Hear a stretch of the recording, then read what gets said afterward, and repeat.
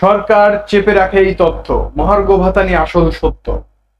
Hello বন্ধুরা, আশা করি সবাই ভালো আছেন। আজকের ভিডিওতে আমি আপনাদের বলবো মহার্ঘ ভাতা নিয়ে এমন কিছু গোপন তথ্য যা সরকার সাধারণত প্রকাশ করে না। ভিডিওটা শেষ পর্যন্ত দেখুন, কারণ সত্যি তথ্যগুলো অনেকেই জানে না। মহার্ঘ ভাতা কি?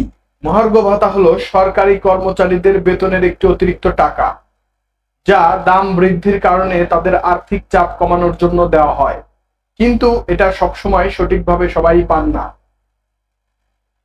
সরকার কেন তথ্য লুকায়? আপনি হয়তো জানেন না, এই ভাতার হিসাব নিকাশ নিয়ে অনেক কিছু লুকানো থাকে। সরকার জানায় না ঠিক কত শতাংশ ভাতা দেওয়া হচ্ছে এবং কখন তা বৃদ্ধি পাবে, ফলে সাধারণ মানুষ বিভ্রান্ত হয়। বেসরকারি কর্মীরা কেন পান না? আরেকটি বড় প্রশ্ন হলো, বেসরকারি চাকরিজীবীরা কেন এই ভাতা পান না? তারা তো তেমনি বাজার থেকে কেনাকাটা করে, কিন্তু সরকারি নীতিমালা তাদের থেকে এই সুবিধা ছিনিয়ে নেয়।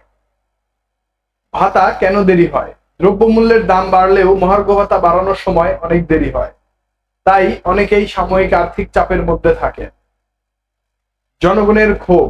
জনগণ সোশ্যাল মিডিয়ায় এই বিষয়ে অনেক ক্ষোভ প্রকাশ করেছে। তারা চাচ্ছেন দ্রুত এই ভাতা বাড়ানো হোক। আপনার মতামত জানান। আপনারা কিভাবে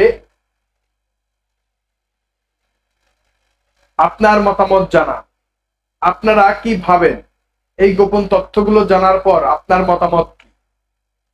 নিচে কমেন্টে জানান।